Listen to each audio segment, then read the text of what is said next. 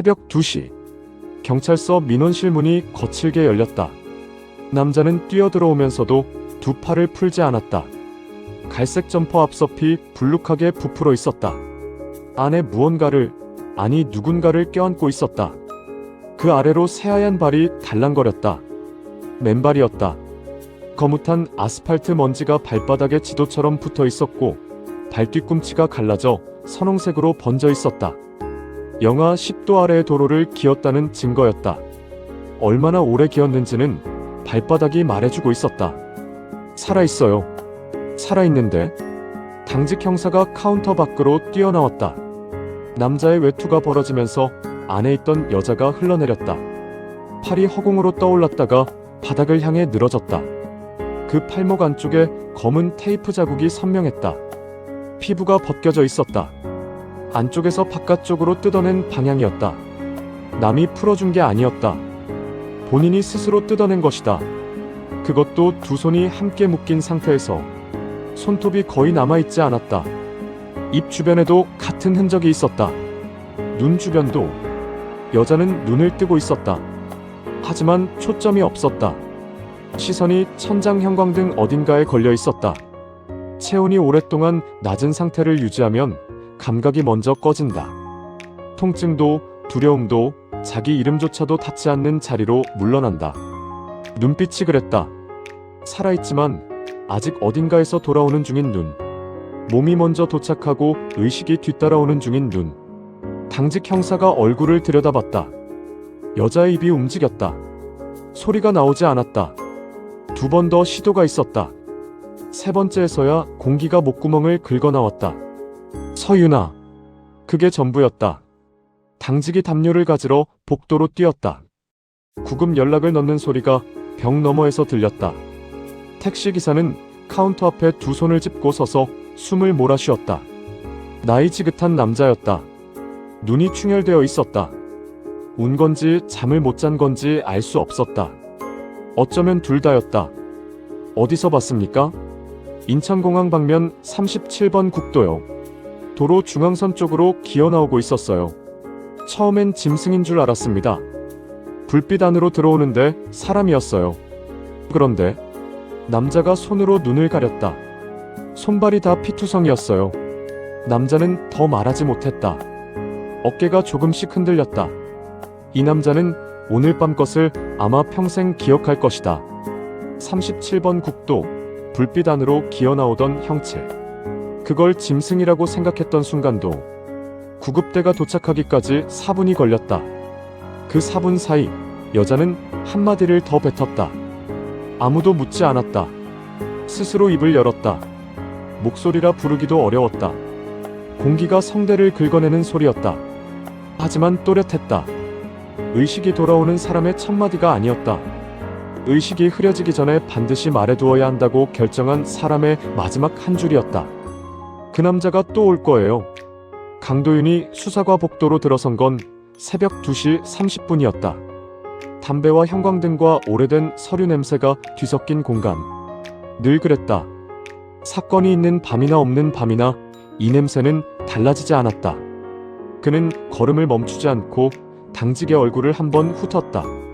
말이 시작되기 전에 이미 방향을 꺾었다. 민원실. 들것 위에 여자가 누워 있었다. 담요가 덮여 있었지만 한쪽 팔이 바깥으로 나와 있었다. 구급대원이 혈압계를 찾는 중이었다. 도윤은 팔목을 봤다. 검붉은 자국. 벗겨진 피부 아래 얕은 출혈이 멍처럼 번져 있었다. 테이프를 뜯어낸 방향, 안에서 바깥으로. 어두운 공간에서 두 손이 묶인 채 해낸 것이다. 손톱이 없이도 결국 해낸 것이다. 그는 팔목에서 눈을 떼지 않았다. 언제 들어왔어? 2시 3분입니다. 진술받았나? 이름 하나 겨우요. 저체온이 심해서. 블랙박스. 복사 요청 들어갔습니다. 발견 지점 반경 300m CCTV 전부. 오늘 밤자. 인근 도로 차량 번호 전수. 알겠습니다. 도윤은 자리를 옮기지 않았다. 구급대원들이 들것을 밀어나갈 때까지 거기 서 있었다. 문이 열리는 순간 여자의 눈꺼풀이 실처럼 열렸다. 천장을 보는 건지 아무것도 보지 않는 건지 알 수 없었다. 아니, 하나 있었다. 두려움이 아니었다. 그보다 훨씬 오래되고 단단한 것이었다. 이미 무언가를 결정한 사람 특유의 눈빛. 살아남겠다고 결정한 것인지, 반드시 끝을 보겠다고 결정한 것인지. 어느 쪽이든 그 눈빛은 꺼지지 않았다. 영하 10도의 도로 위에서도 꺼지지 않았던 것처럼 들것이 복도 끝으로 사라졌다. 도윤은 그 자리에 잠깐 서 있었다. 형광등이 한 번 깜빡였다. 이 사건은 오늘 밤 안에 끝나지 않는다. 그는 그걸 알고 있었다. 처음부터. 수사과 안으로 들어서면서 외투 주머니에서 수첩을 꺼냈다. 첫 장을 펼쳤다. 아직 아무것도 없는 페이지였다. 그는 딱 한 줄을 적었다. 서윤아, 생존. 그 두 글자를 한참 들여다봤다. 범인은 이걸 계산에 넣지 않았다. 그것이 실수였다. 그리고 도윤은 그 실수가 어디서부터 시작된 것인지 아직은 알지 못했다. 동산대학병원 응급실은 새벽에도 조용하지 않았다. 형광등 아래 플라스틱 의자들이 줄지어 있었고 그 위에 사람들이 제각각의 방식으로 무너져 있었다. 어떤 이는 자고 있었고 어떤 이는 손을 맞잡은 채 아무것도 보지 않았다. 복도 끝에서 어린아이 울음소리가 났다가 멈췄다. 도윤은 그 사이를 지나 처치실 앞에 섰다. 커튼이 쳐져 있었다. 안에서 간호사의 목소리가 들렸다. 이름 알아요? 지금 자기 이름 말할 수 있어요? 잠깐의 침묵. 서윤아. 도윤은 커튼 앞에서 멈췄다. 의식이 돌아왔다. 그 말은 진술이 가능하다는 뜻이었다. 담당 의사가 나왔다. 30대 중반의 여자였다. 표정이 없었다. 이 시간에 이런 상태의 환자를 보는 의사가 가질 수 있는 표정이란 원래 없는 것인지도 몰랐다. 그녀는 차트를 내려다보며 말했다. 저체온증, 탈수, 손톱 10개 중 6개 파열 또는 탈락, 팔목과 발목 찰과상, 무릎 이하 동상 이도, 오른쪽 어깨 타박, 두피 열상 2cm, 입술 안쪽 열상도 있어요. 테이프를 뜯어냈는데 이로 물어서 찢은 흔적입니다. 도윤은 수첩을 꺼내지 않았다. 의식은 지금은 또렷합니다. 하지만 오늘 밤 조사는 5분입니다. 의사가 도윤을 봤다. 뭔가 말하려다 그만뒀다. 그녀는 옆으로 비켰다. 서윤아는 침대에 누워 있었다. 링거가 꽂혀 있었고 두 손에 붕대가 감겨 있었다.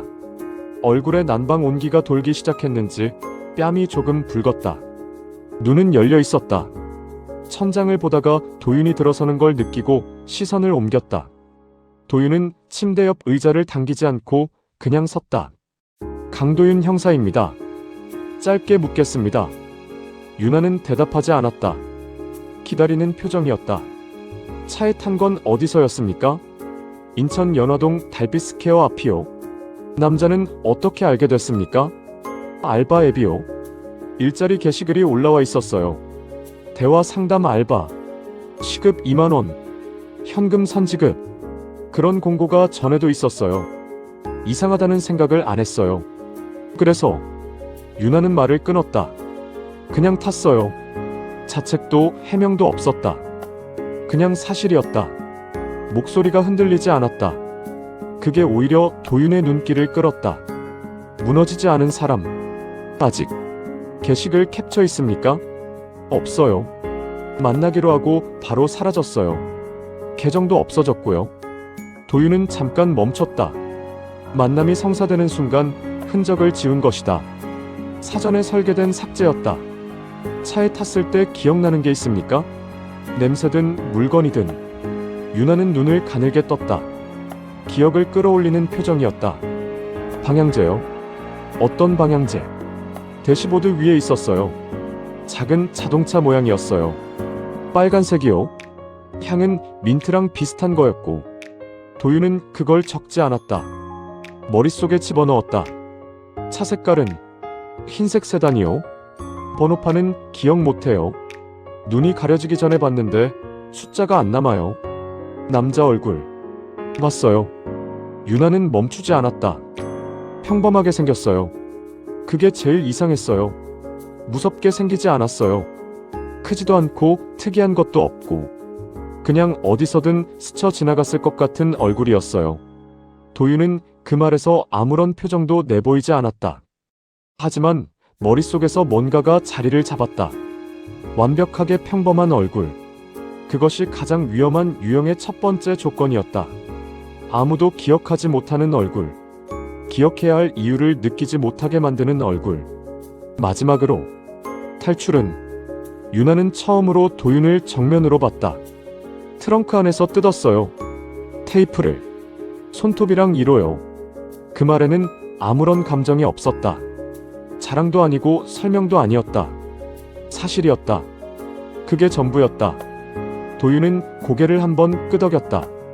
고생하셨습니다.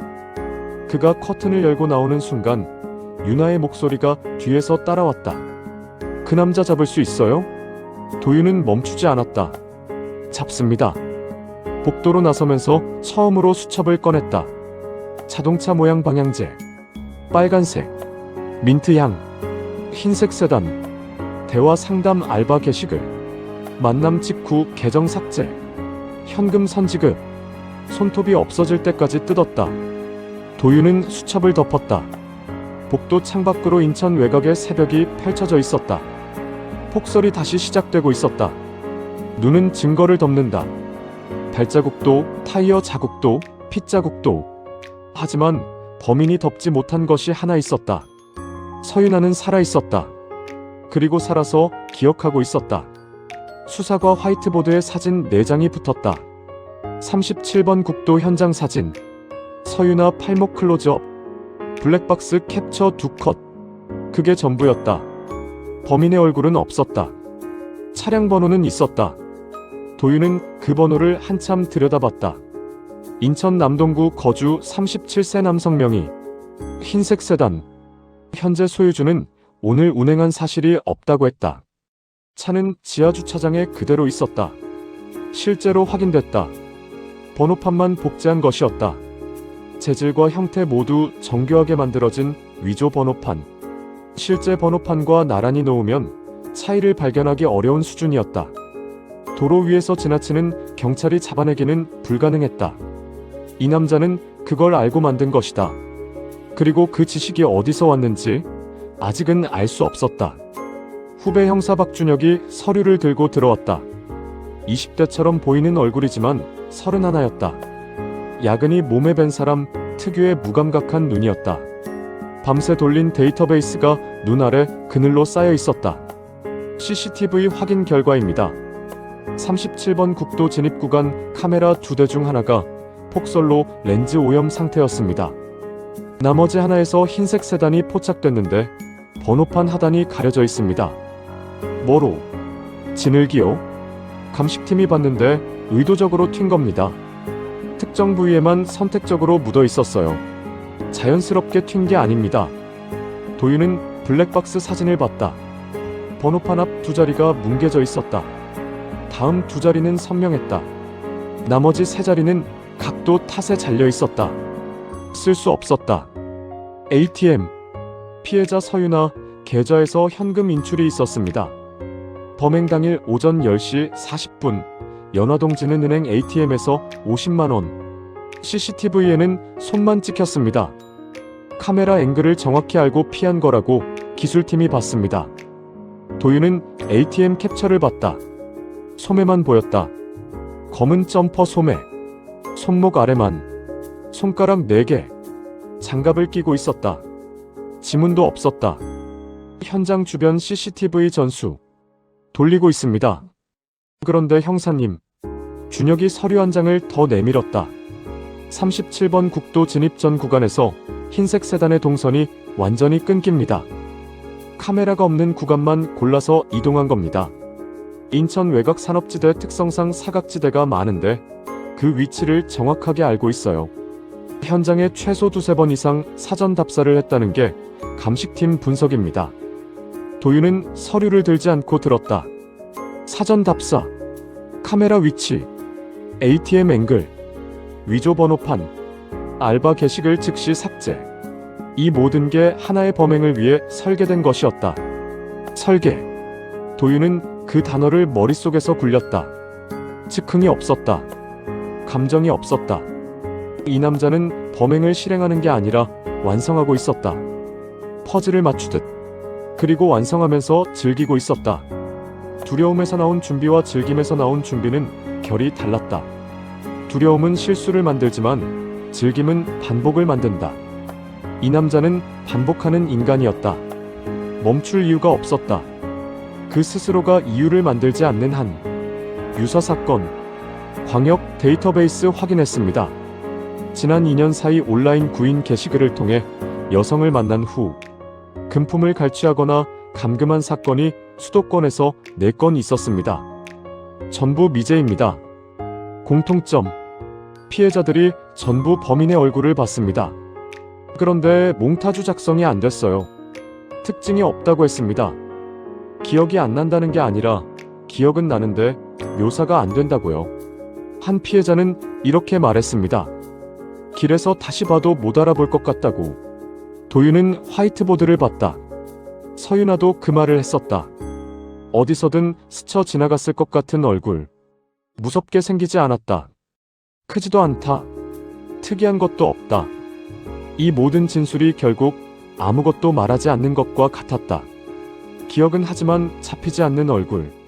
눈앞에 있을 때도 알아채지 못할 얼굴.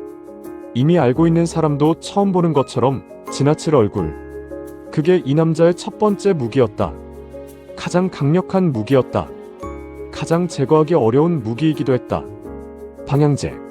준혁이 고개를 들었다. 피해자가 기억한 자동차 모양 빨간색 방향제. 민트 계열. 시중에 그 조합 제품이 3종류밖에 없습니다. 소매점 유통 경로를 추적하면 구매 이력이 나올 수도 있습니다. 근데 현금으로 사면 어디서 팔리는지부터. 준혁이 나갔다. 도윤은 혼자 화이트보드 앞에 섰다. 형광등이 위에서 내리쬐었다.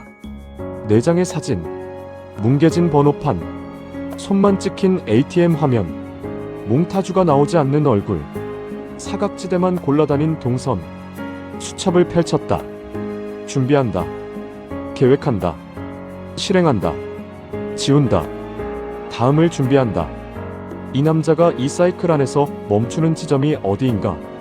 펜을 멈췄다. 멈추지 않는다. 이 유형은 스스로 멈추지 않는다. 만족이 없기 때문이 아니라 멈추는 것 자체를 설계에 포함하지 않았기 때문이었다. 잡히거나 계속되거나 둘 중 하나였다. 도윤은 화이트보드에 서윤아 사진 옆에 빈 포스트잇 하나를 붙였다. 아직 이름이 없는 자리였다. 그걸 오래 바라봤다. 그리고 포스트잇 아래에 한 줄을 적었다. 이건 충동범이 아니다. 실패를 계산해 본 놈이다. 수사과 밖에서 바람이 건물을 쳤다. 창문이 한번 울렸다. 폭설이었다. 눈이 증거를 덮는다. 타이어 자국도, 발자국도, 핏자국도. 하지만 이 남자가 남긴 것 중 하나만은 눈이 덮을 수 없었다. 서윤아는 살아서 기억하고 있었다. 그리고 기억은 증거가 된다. 그걸로 충분했다. 시작하기엔 시간이 없었다. 그날 밤 도윤에게 잠은 없었다. 새벽 4시부터 6시까지 수사과 소파 위에서 눈을 감고 있었지만 그걸 잠이라 부를 수는 없었다. 외투를 덮었지만 등이 차가웠다. 머릿속에서는 화이트보드가 계속 돌아갔다. 위조 번호판, 사각지대 동선, 손만 찍힌 ATM, 특징 없다는 얼굴, 자동차 모양 빨간색 방향제. 그 하찮은 물건 하나가 자꾸 걸렸다. 이 모든 것들 중에서 범인이 계산해 넣지 않은 것이 하나 있다면 그게 방향제였을 것이다. 감금 중에도 탈출 이후에도 피해자의 기억 속에 남아있는 건 결국 그 물건이었다. 범인은 그걸 몰랐다. 그리고 그게 지금 이 수사가 가진 유일한 균열이었다. 6시 30분 준혁이 어깨를 흔들었다. 형사님, 영상 나왔습니다. 도윤은 눈을 뜨는데 시간이 걸리지 않았다. 그냥 떴다. 잠들지 않은 사람의 방식으로. 모니터 앞에 앉았다. 준혁이 마우스를 움직였다. 영등포 진흥은행 ATM 화면이었다. 타임스탬프는 이틀 전 낮 2시 17분이었다. 이번 사건이 아니었다. 수도권에서 발생한 유사 미제 사건, 그 피해자 계좌의 인출 기록이었다. 광역 데이터베이스를 뒤지다 건진 영상이었다. 줄무늬 셔츠를 입은 남자가 ATM 앞에 서 있었다. 각도가 나빴다. 고개를 숙이고 있었다. 얼굴의 3분의 2가 가려졌다. 하지만 남은 3분의 1이 있었다. 턱선, 귀 아래쪽, 머리카락 옆선, 아주 평범한 것들이었다. 이 화면만 보고 길에서 알아볼 수 있을지 장담하기 어려웠다. 이 남자를 아는 사람도 이 화면 속 얼굴을 처음 보는 것처럼 지나쳤을 것 같았다. 완벽하게 평범했다. 서윤아의 말 그대로였다. 이걸 가져온 이유, ATM 옆 편의점입니다. 준혁이 다른 화면으로 넘겼다. 편의점 내부 카메라. 같은 날 같은 시각대. 줄무늬 셔츠가 카운터 앞에 서 있었다. 이번엔 얼굴이 더 잘 나왔다. 마스크를 쓰고 있었지만 눈과 이마가 보였다. 계산원과 눈을 마주치지 않았다. 카운터를 내려다보고 있었다. 지갑에서 현금을 꺼내는 손이 보였다. 조심스럽지 않았다. 그냥 익숙했다. 이렇게 하는 것이 이 남자의 일상이었다. 뭘 샀습니까? 박하사탕입니다. 현금 구매. 도윤은 화면을 봤다. 박하사탕. 그게 뭘 의미하는지는 아직 알 수 없었다. 하지만 손에 쥐고 있었다. 이 남자의 행동에서 반복되는 것들을 모으다 보면 무언가가 나왔다. 언제나 그랬다. 패턴은 반드시 나온다. 이 유형의 인간은 자신이 패턴을 가지고 있다는 사실을 모른다. 스스로는 매번 새롭다고 느낀다. 완벽하게 통제하고 있다고 느낀다. 그게 취약점이었다. 통제감이 강한 인간일수록 자신의 반복을 보지 못한다. 분석팀에 넘겨. 마스크 아래 얼굴 복원 최대치로. 턱선 각도, 눈 간격, 코 위치 전부. 귀 형태도 이미 넘겼습니다. 오늘 오후면 그때 준혁의 핸드폰이 울렸다. 전화가 아니었다. 문자였다. 준혁이 화면을 봤다. 읽는데 1초가 걸렸다. 그런데 얼굴이 하얗게 변하는데도 1초가 걸렸다. 형사님. 목소리가 달랐다. 야근에 단련된 목소리가 아니었다. 뭔가를 삼키고 있었다. 차량 조회팀에서 연락이 왔는데요. 이번 사건에서 범인이 사용한 위조 번호판의 원본 차량 번호가요. 준혁이 핸드폰을 내려다봤다. 화면에서 눈을 떼지 못했다. 제 차 번호입니다. 도윤은 준혁을 봤다. 준혁은 핸드폰을 쥔 채 서 있었다. 손이 조금 떨리고 있었다. 야근에 단련된 눈이었지만 이건 달랐다. 자기 이름이 달린 번호판이 범죄 현장을 누비고 있었다. 그것도 수사팀이 이 사건을 처음 알기도 전부터. 3주 동안이나. 언제부터? 조회상으론 최소 3주 전부터 이 번호를 쓴 차량 목격담이 있습니다. 제가 모르는 사이에요. 저는 그냥 매일 그 차를 몰고 출퇴근했고요. 3주. 이 남자는 3주 전부터 준혁의 번호판으로 다니고 있었다. 준혁이 그걸 모른 채 같은 번호의 차를 몰고 수도권을 돌아다니는 동안 피해자가 기억하고 있는 번호판이 수사팀 형사의 것이었다. 그 아이러니가 도윤의 머릿속에서 잠깐 회전했다. 우연이었을까? 이 남자는 경찰서 주변을 탑사했을 것이다. 주차장을 봤을 것이다. 수사팀 차량 번호를 기록했을 것이다. 그리고 골랐을 것이다. 이유는 하나였다. 수사팀이 이 번호를 추적할 때 가장 혼란스러운 결과를 만들어낼 수 있는 번호. 수사를 안에서부터 흐트러뜨리는 번호. 이건 범행이 아니었다. 게임이었다. 지하 주차장 지금 당장. 예. 내 차. 직접 확인해. 번호판 상태. 손으로 만져봐. 준혁이 외투를 집어들고 뛰어나갔다. 도윤은 다시 모니터를 봤다. 줄무늬 셔츠. 박하사탕을 집는 손. 마스크 위로 보이는 눈. 계산원을 보지 않는 눈. 조용하게, 무감각하게 아래를 내려다보는 눈. 이 눈이 경찰서 주차장을 돌아봤을 것이다. 이 손이 준혁의 차 번호판을 수첩에 적었을 것이다. 이 남자는 수사를 보고 있었다. 수사팀이 자신을 보기 전부터 이미 보고 있었다. 이 남자는 수사가 시작되기 전부터 한 발 앞에 있었다. 그리고 지금 이 순간에도 도윤이 이걸 깨닫고 있는 바로 이 순간에도 그 한 발은 유지되고 있었다.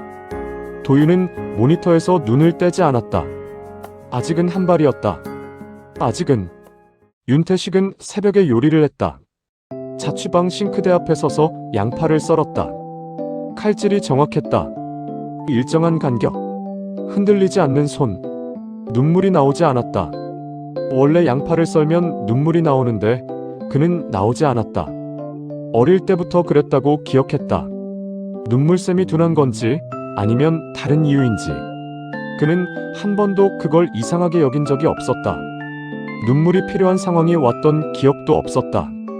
그런 상황이 존재한다는 것 자체를 알고 있었지만 자신과는 다른 종류의 사람들에게 해당하는 이야기라고 생각했다. 냉장고 안에는 깔끔하게 정리된 식재료가 있었다. 날짜 순으로 배열된 것들. 유통기한이 가장 짧은 것이 앞에, 긴 것이 뒤에. 그는 이 순서가 무너지는 걸 참지 못했다. 냉장고 문을 열 때마다 한 번씩 확인했다. 확인하고 맞으면 닫았다.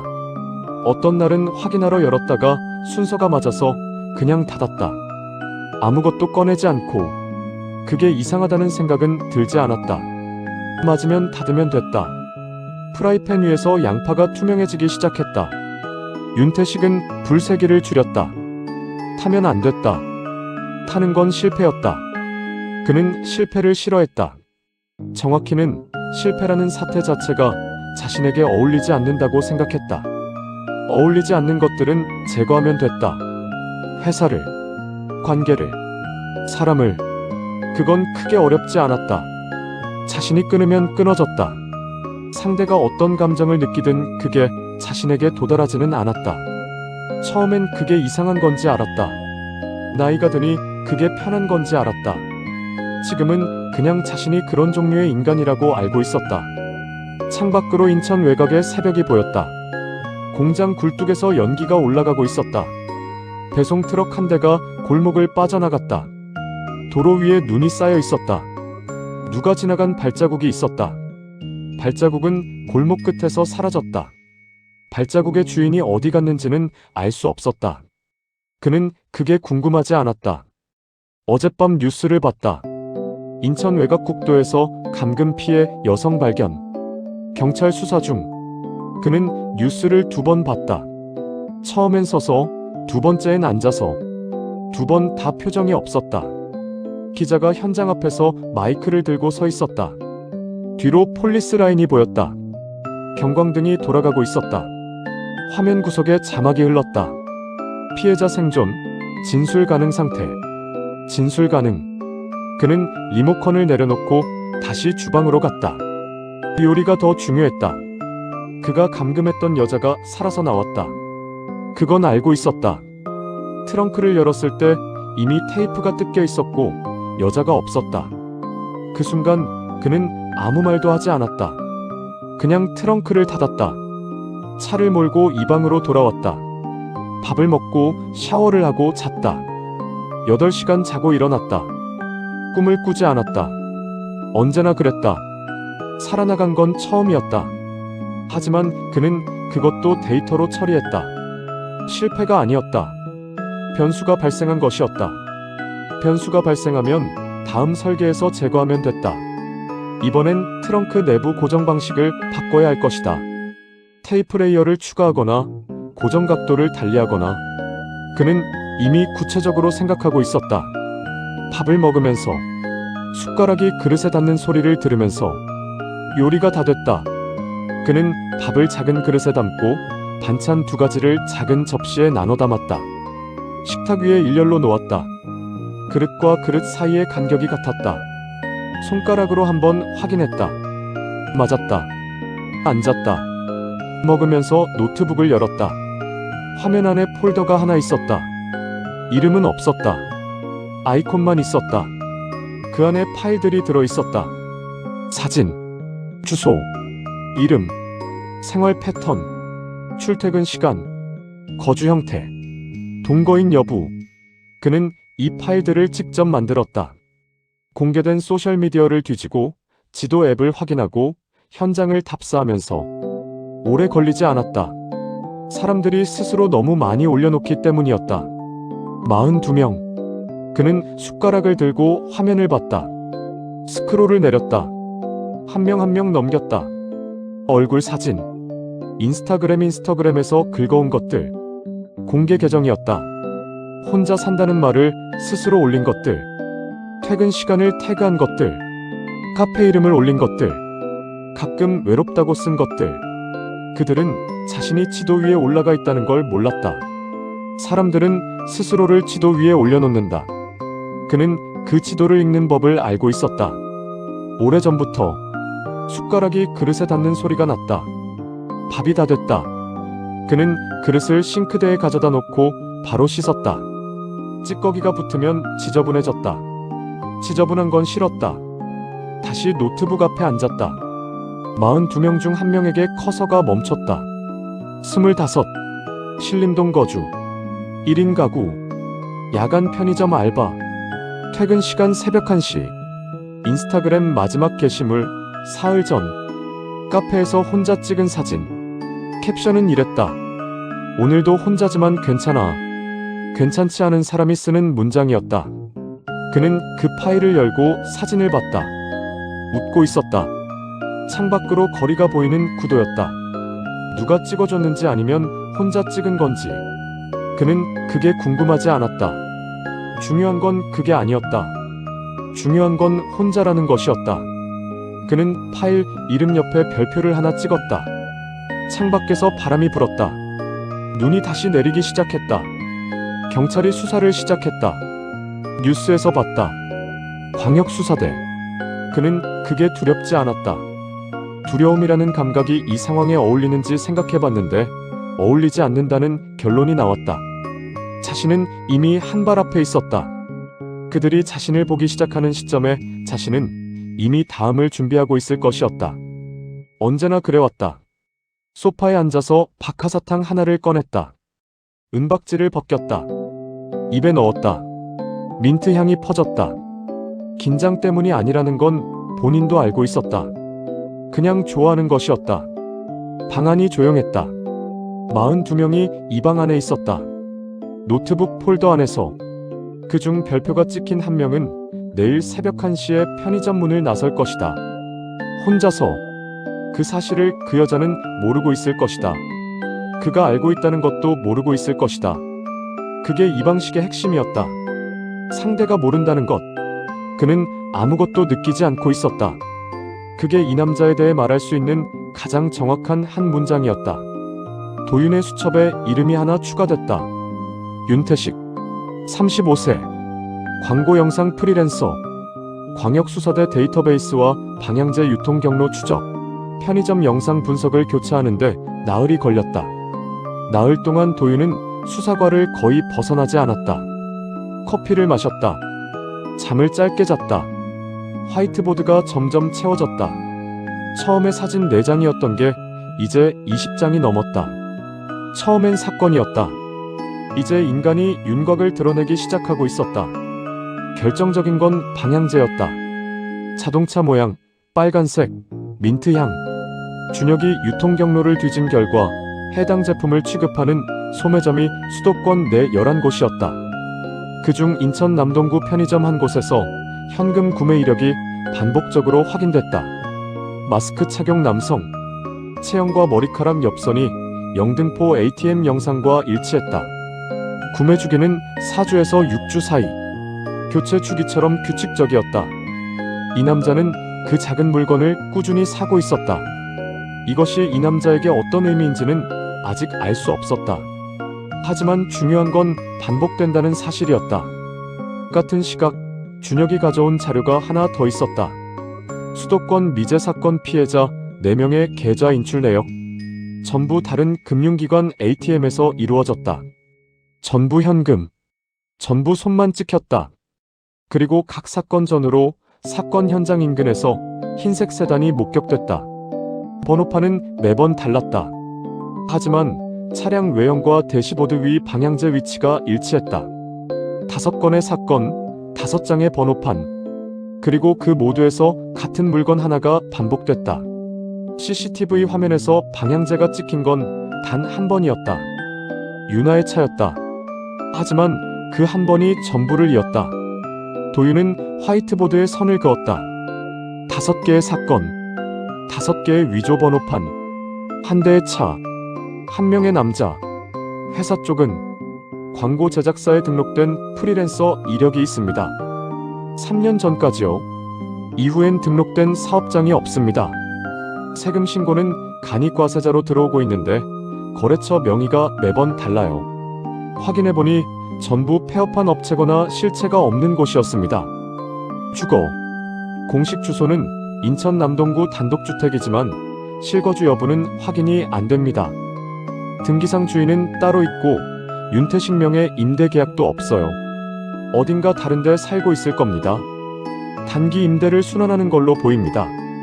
계좌. 타인명의 계좌 사용 이력이 확인됐습니다. 도용인지 차용인지는 아직 확인 중입니다. 본인명의 계좌는 4년 전 이후 사용 내역이 없습니다. 도윤은 화이트보드를 봤다. 번호판 위조, 수표 위조, 타인명의 계좌, 단기 임대 순환, 실체 없는 거래처. 이 남자는 자신의 흔적을 지우는 게 아니었다. 처음부터 흔적을 만들지 않고 있었다. 주소도 없고 직장도 없고 계좌도 없고 차도 없었다. 실존하지만 잡히지 않는 인간. 이름만 있고 실체가 없는 인간. 이름조차 언제든 버릴 수 있는 인간. 이 모든 게 한 방향을 가리키고 있었다. 이 남자는 오래전부터 이렇게 살아왔다는 것이었다. 범죄가 삶의 방식이 된 게 아니었다. 이 삶의 방식이 범죄를 가능하게 한 것이었다. 주변 인물 진술은 전 직장 동료 2명한테 연락이 닿았습니다. 준혁이 수첩을 폈다. 둘 다 비슷한 말을 했어요. 좋은 사람이었다고. 조용했고 예의 바르고 성실했다고. 한 명은 이렇게 말했습니다. 그냥 평범했어요. 특별히 기억나는 게 없다고.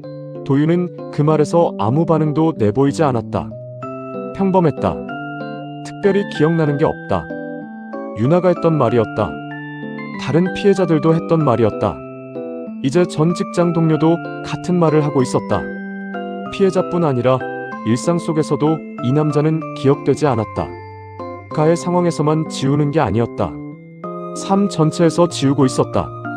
그게 의식적인 노력인지 아니면 이 남자의 존재 방식 자체가 그런 건지 도윤은 그 경계가 어디에 있는지 아직 알 수 없었다. 어쩌면 경계가 없는 것인지도 몰랐다. 완벽하게 평범한 인간.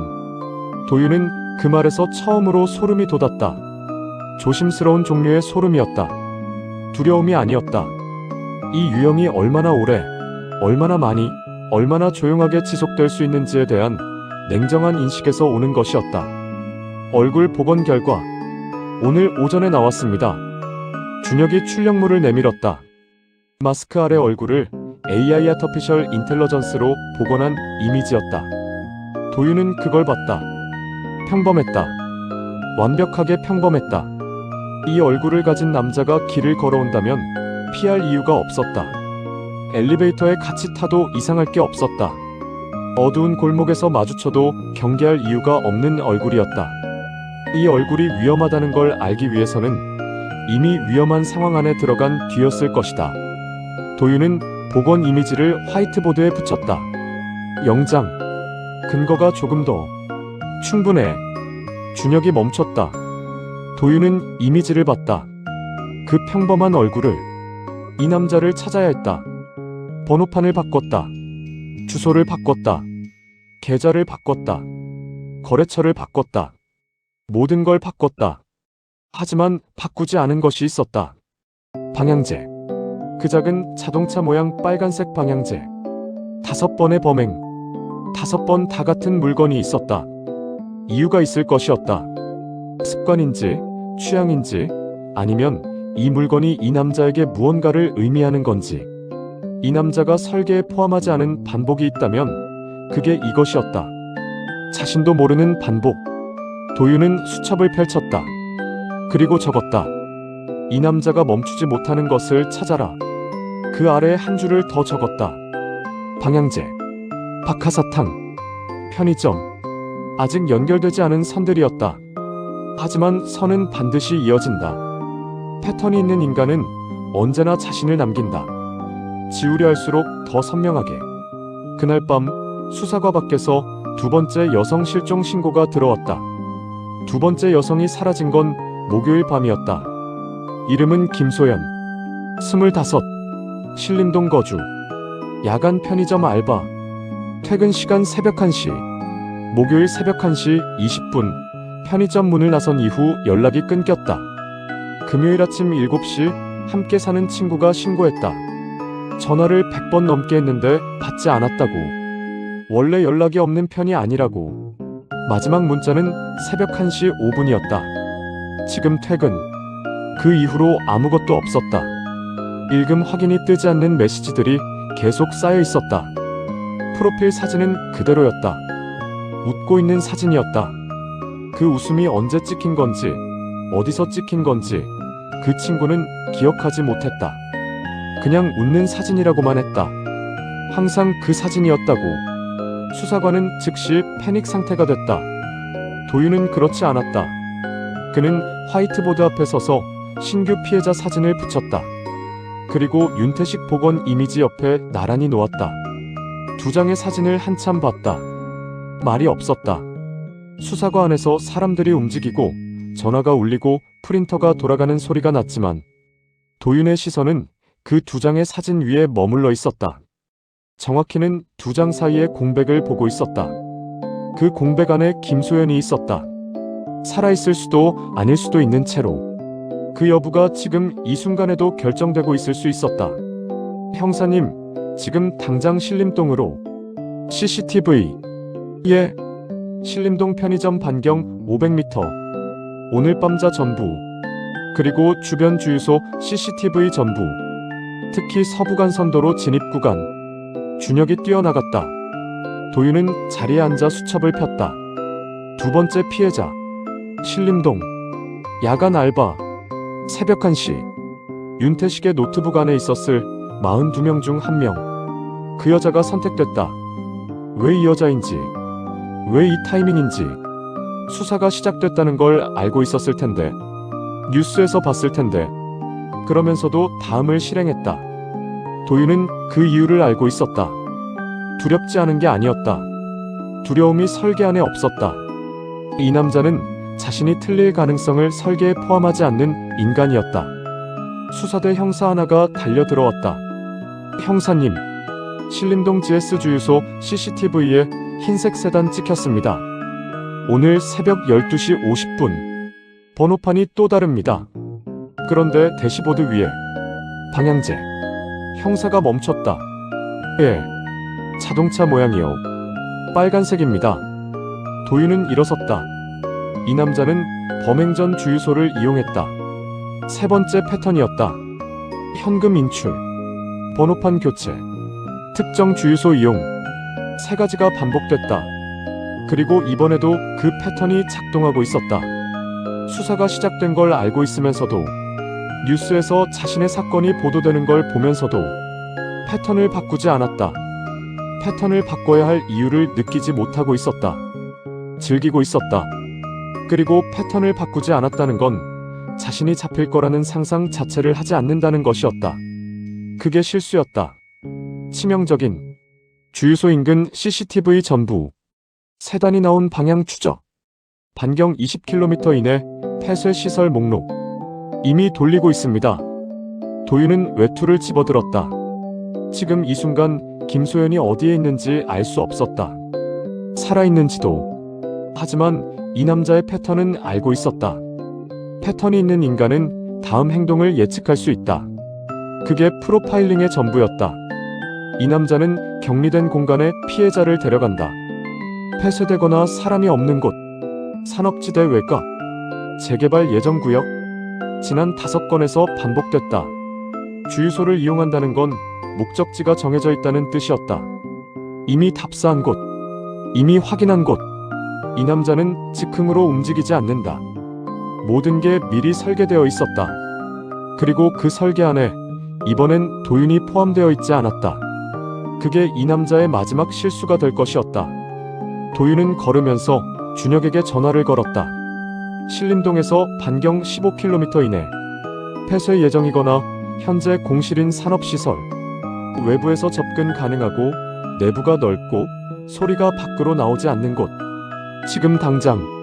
잠깐의 침묵이 있었다. 알겠습니다. 도윤은 차에 탔다. 시동을 걸었다. 도로 위에 눈이 쌓여 있었다. 새벽이었다. 차가 없었다. 가로등빛이 눈 위에서 퍼졌다. 눈은 증거를 덮는다. 발자국도, 타이어 자국도. 하지만 이미 남겨진 방향제 구매 기록은 덮을 수 없었다. 그리고 그게 이미 도윤의 수첩 안에 있었다. 휴대폰이 울렸다. 준혁이었다. 형사님, 주유소 CCTV 추적 결과 세단이 신림동에서 서부간선도로 방향으로 빠졌습니다. 광명산업단지 외곽 방향입니다. 폐쇄시설.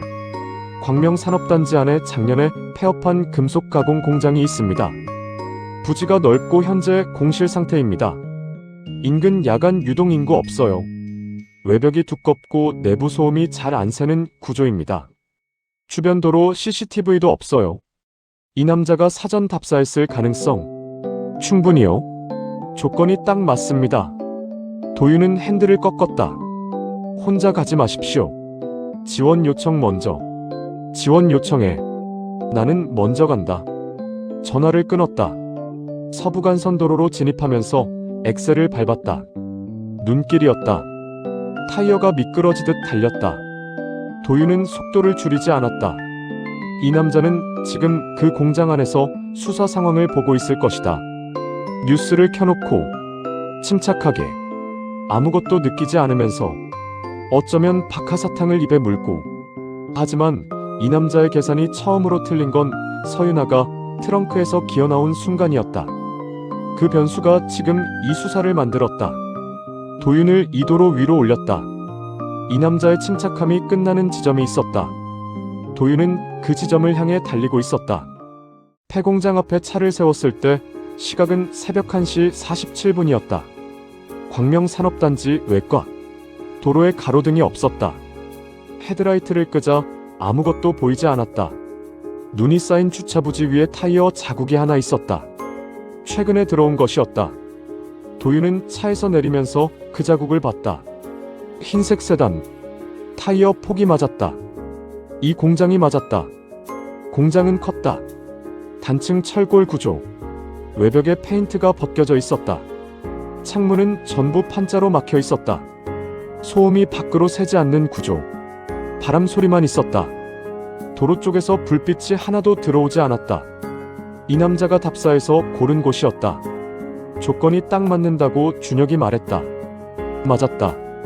이 남자는 우연히 선택하지 않는다. 모든 게 미리 설계되어 있었다. 이 공장도 그랬다. 단 하나, 방향제를 제외하고는. 도윤은 손전등을 켜지 않았다. 정면 철문은 잠겨 있었다. 하지만 잠금장치 아래쪽에 긁힌 자국이 있었다. 최근에 생긴 것이었다. 누군가 열고 들어간 흔적이었다. 도윤은 철문을 밀었다. 삐걱 소리가 났다. 멈췄다. 안에서 반응이 없었다. 들어갔다. 내부는 어두웠다. 공장 바닥에 기계가 해체된 채 방치되어 있었다. 녹슨 금속 냄새가 났다. 그리고 또 다른 냄새가 있었다. 민트 향이었다. 희미했다. 하지만 분명했다. 밀폐된 공간 안에서 시간이 쌓인 냄새였다. 이 남자가 이미 오래 있었다는 냄새였다.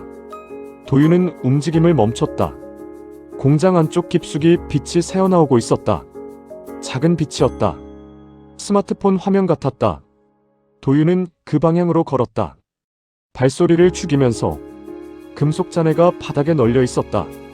한 번 멈추고 한 발씩. 빛이 가까워졌다. 칸막이가 있었다. 예전에 사무실로 쓰던 공간이었다. 유리가 깨진 창이 있었다. 도윤은 그 창 옆에 서서 안을 봤다. 윤태식이 있었다. 의자에 앉아 있었다. 한 손에 스마트폰을 들고 있었다. 화면을 보고 있었다. 뉴스였다. 화면 속에서 기자가 말하고 있었다. 소리는 들리지 않았다. 이어폰을 꽂고 있었다. 그의 맞은편 구석에 사람이 있었다. 손발이 묶인 채 벽에 기대어 있었다. 움직이지 않았다. 살아있는지 알 수 없었다. 도윤은 눈을 가늘게 떴다. 윤태식의 볼이 조금 불룩했다. 박하사탕이었다. 그는 뉴스를 보면서 박하사탕을 굴리고 있었다. 침착했다. 완벽하게 침착했다. 경찰이 수사를 하는 동안 이 공장 안에서 뉴스를 보면서 박하사탕을 굴리고 있었다. 피해자가 구석에 묶여있는 동안 그게 이 남자였다. 도윤은 손잡이를 잡았다. 그 순간 윤태식이 고개를 들었다. 정면이 아니었다. 측면이었다. 창 쪽이었다. 도윤과 눈이 마주쳤다. 1초였다. 그 1초 동안 윤태식의 표정이 바뀌지 않았다. 놀라지 않았다. 당황하지 않았다. 그냥 봤다. 그리고 미소 지었다. 도윤이 문을 여는 것과 윤태식이 일어서는 것이 거의 동시였다. 하지만 윤태식은 도망치지 않았다. 뒤로 물러서지도 않았다. 그냥 섰다. 두 손을 옆에 내리고 이 상황에서 이 자세가 가능한 인간이었다. 도윤은 총을 겨눴다. 움직이지 마. 윤태식은 움직이지 않았다. 생각보다 빨랐네요. 목소리가 낮았다. 부드러웠다. 흔들리지 않았다. 총구를 향해 서 있으면서 새벽 1시 50분의 폐공장 안에서 이 상황이 자신이 계획한 상황의 일부인 것처럼 도윤은 그 목소리에서 아무것도 느끼지 않으려 했다.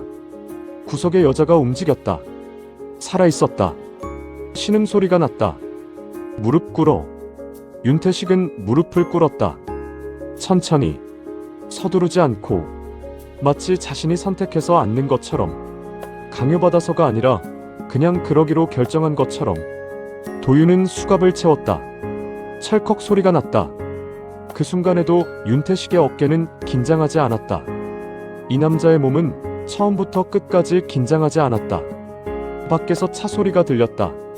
지원이 도착하고 있었다. 도윤은 구석의 여자에게 먼저 갔다. 살아있었다. 의식이 있었다. 눈이 열려 있었다. 손발이 묶여 있었다. 테이프였다. 도윤은 테이프를 벗겼다. 여자가 손목을 봤다. 테이프 자국이 있었다. 아직 뜯지 못한 자국이었다. 뜯으려 했다. 하지만 아직이었다. 서윤아는 뜯었다. 손톱이 없어질 때까지, 이로 물어뜯을 때까지. 그게 달랐다. 그 차이가 이 수사의 시작이었다. 도윤은 무전기를 눌렀다. 피해자 생존. 지원 요청. 뒤에서 윤태식이 말했다. 형사님. 도윤은 돌아보지 않았다. 나 어떻게 찾았어요? 도윤은 여자의 손목을 잡고 있었다. 맥박이 있었다. 약했지만 있었다. 방향제. 짧게 말했다. 잠깐 침묵이 있었다. 윤태식이 낮게 웃었다. 웃음소리가 폐공장 안에서 퍼졌다. 메아리가 없었다. 금속 잔해들이 삼켜버렸다. 그 웃음 안에 놀람도, 분노도, 억울함도 없었다. 그냥 웃었다.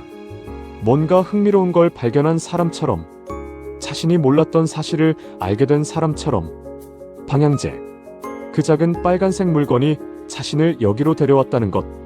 도윤은 그 웃음을 들으면서 여자의 손목 맥박을 세고 있었다. 살아있었다. 이 여자는 서윤아처럼 뜯지 못했다. 하지만 살아있었다. 지금은 그걸로 충분했다. 밖에서 문이 열리는 소리가 났다. 지원팀이 들어오고 있었다. 손전등 불빛이 공장 안으로 들어왔다. 도윤은 그제야 일어섰다. 윤태식을 봤다. 윤태식은 무릎을 꿇은 채 여전히 웃고 있었다. 수갑을 찬 손이 뒤에 있었다. 평범했다. 완벽하게 평범했다. 그 얼굴을 보면서 도윤은 한 가지를 생각했다. 괴물은 특별한 얼굴을 하고 있지 않았다. 이 사건에서 그가 배운 건 그것이었다. 그리고 이것은 아직 끝나지 않았다.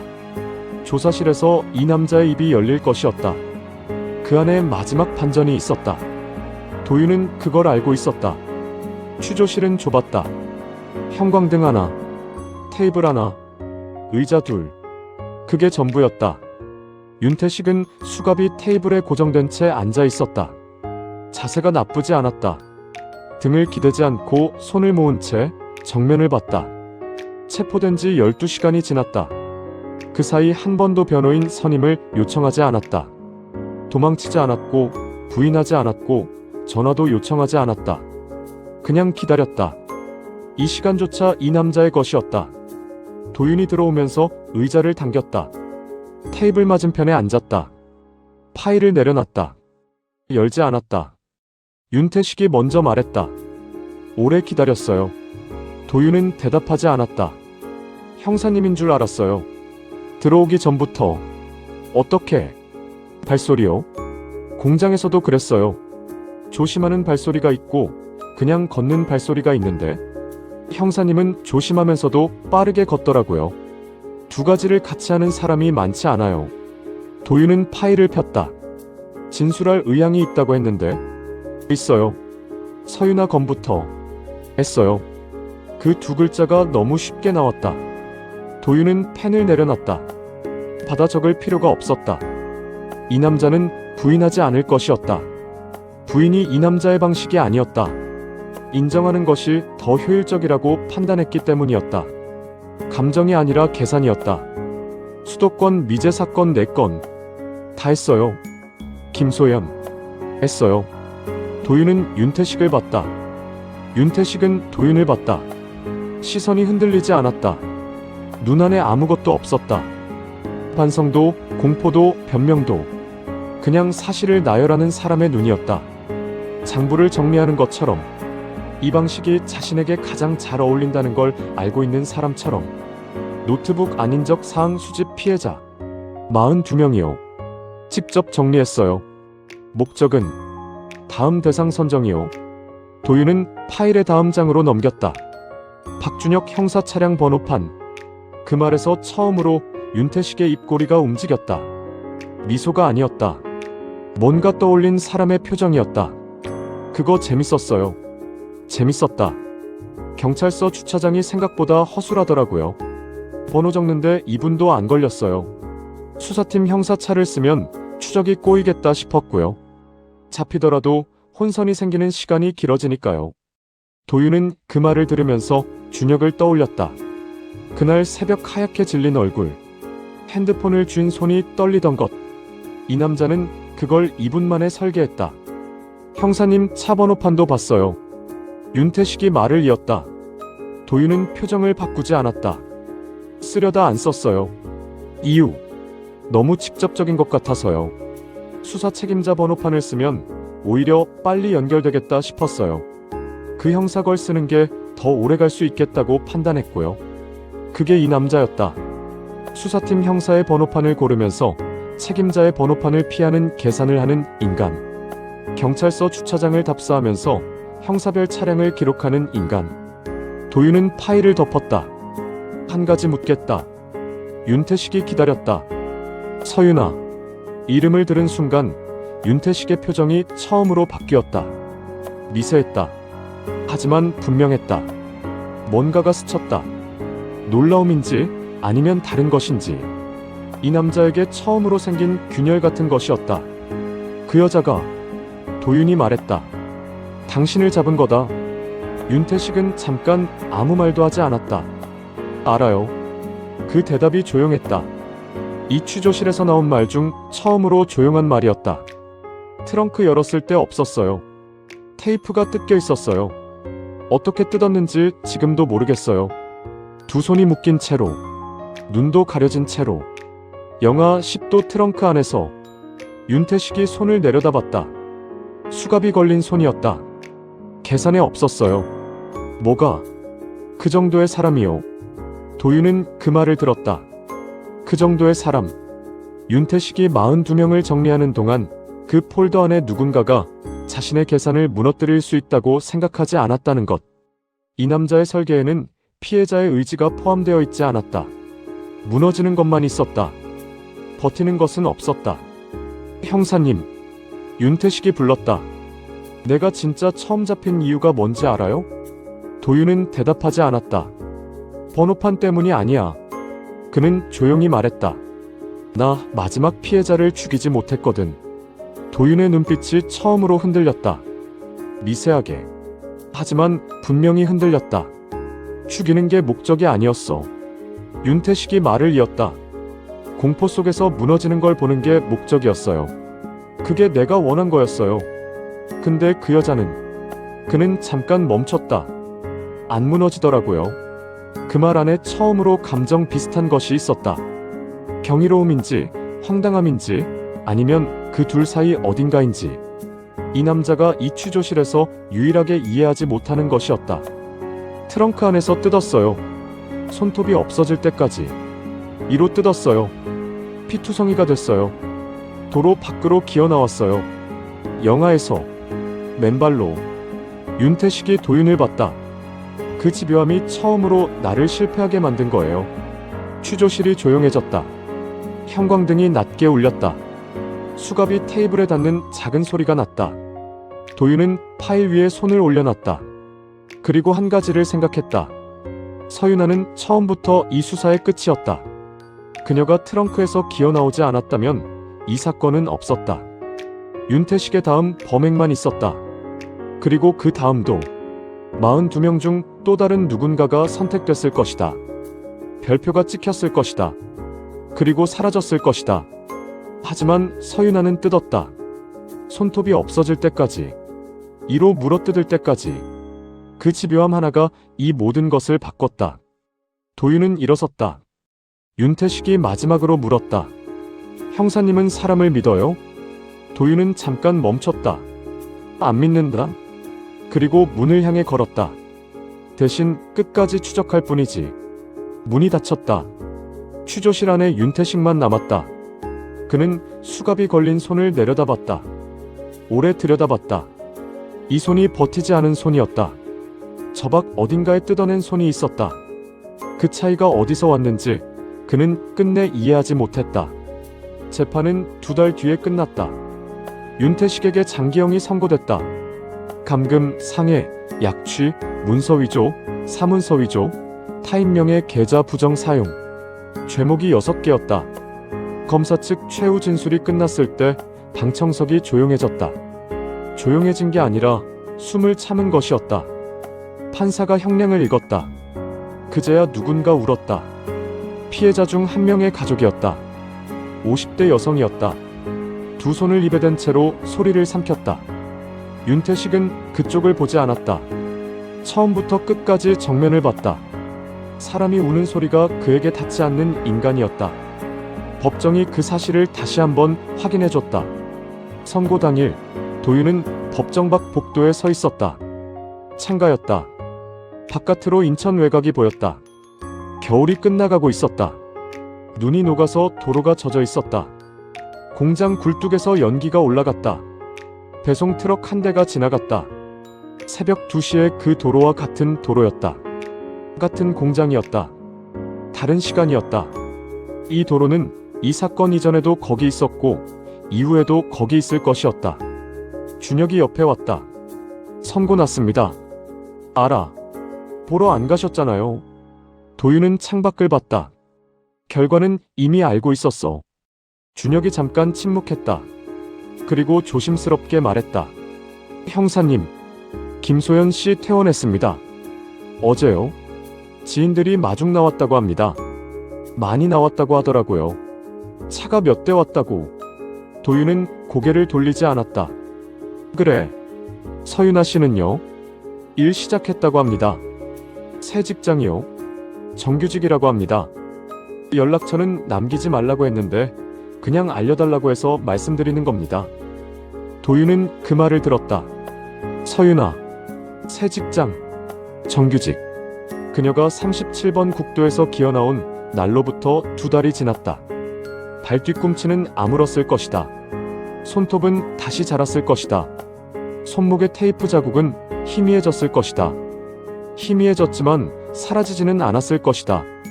그 자국은 사라지는 종류가 아니었다. 시간이 지나도 피부 아래 어딘가에 남아있는 것들이 있었다. 그래도 그녀는 일을 시작했다. 멈추지 않았다. 준혁이 먼저 자리를 떴다. 도윤은 혼자 복도에 서 있었다. 호송차 이동 시간이 됐다. 지하 출구로 내려갔다. 호송차가 대기하고 있었다. 교도관 둘이 서 있었다. 윤태식이 수갑과 포승을 찬 채 걸어 나왔다. 자세는 여전히 나쁘지 않았다. 발소리가 일정했다. 이 남자는 이 상황에서도 긴장하지 않았다. 교도소 복도도 이 남자에게는 그냥 복도일 것이었다. 어디에서도 이 남자는 자신의 방식으로 존재했다. 그게 바뀌지는 않을 것이었다. 바뀌는 종류의 인간이 아니었다. 그가 호송차 앞에서 멈췄다. 교도관이 등을 밀려 했다. 윤태식이 고개를 돌렸다. 도윤을 봤다. 복도 끝에 서 있는 걸 봤다. 형사님. 도윤은 대답하지 않았다. 한 가지만요. 교도관이 멈췄다. 도윤이 고개를 끄덕였다. 윤태식이 물었다. 그 여자 이름이 뭐예요? 도윤은 그 질문을 들었다. 윤태식은 서윤아의 이름을 알지 못했다. 42명의 폴더 안에 있었겠지만 그건 번호와 생활 패턴이었다. 이름이 아니었다. 아니면 알았지만 기억하지 않았다. 피해자들의 이름은 이 남자에게 저장되지 않았다. 별표와 출퇴근 시간과 혼자 사는지 여부만 있었다. 사람이 아니라 데이터였다. 그리고 그 데이터 중 하나가 자신을 여기까지 데려왔다. 이름도 모른 채로. 서윤아. 도윤이 말했다. 윤태식은 그 이름을 한번 들었다. 표정이 바뀌지 않았다. 하지만 뭔가가 지나갔다. 이해의 순간이었는지 아니면 그냥 소리를 들은 것인지 그게 무엇인지는 알 수 없었다. 이 남자의 안은 처음부터 끝까지 알 수 없었다. 알 수 있어야 하는 것도 아니었다. 그는 고개를 한번 끄덕이고 호송차에 탔다. 문이 닫혔다. 차가 출발했다. 도윤은 그 자리에 서 있었다. 차가 지하 출구를 빠져나가는 걸 봤다. 보이지 않을 때까지. 그리고 보이지 않고 나서도 잠깐 그 자리에 서 있었다. 위로 올라갔다. 수사과로 들어갔다. 형광등 아래 서류들이 있었다. 담배와 오래된 서류 냄새가 있었다. 늘 그랬다. 사건이 있는 날이나 없는 날이나 자리에 앉아서 사건 파일을 폈다. 마지막 장이었다. 아직 아무것도 적혀있지 않은 페이지였다. 그는 펜을 집었다. 그리고 적었다. 괴물은 특별한 얼굴을 하고 있지 않았다. 펜을 내려놨다. 파일을 덮었다. 창밖으로 인천 외곽이 보였다. 겨울이 끝나가고 있었다. 눈이 녹아서 도로가 젖어 있었다. 배송 트럭이 지나갔다. 공장 굴뚝에서 연기가 올라갔다. 어딘가에서 서윤아가 걷고 있었다. 도윤은 그걸 알 수 없었지만 알고 있었다. 그녀는 걷고 있었다. 멈추지 않고 손목에 희미한 자국이 남아있는 채로 손톱이 다시 자란 채로 이 수사를 가능하게 한 것이 자신이었다는 걸 모르는 채로도 걷고 있었다. 도윤은 사무실 불을 껐다. 그게 이 사건의 마지막이었다. 어둠 속에서도 누군가는 걷고 있었다. 그리고 그게 이 사건에서 도윤이 배운 유일하게 믿을 만한 것이었다. 사람을 믿는다는 것의 의미가 아니라 끝까지 걷는다는 것의 의미. 그는 그 한 줄을 마음속으로 수첩에 적었다.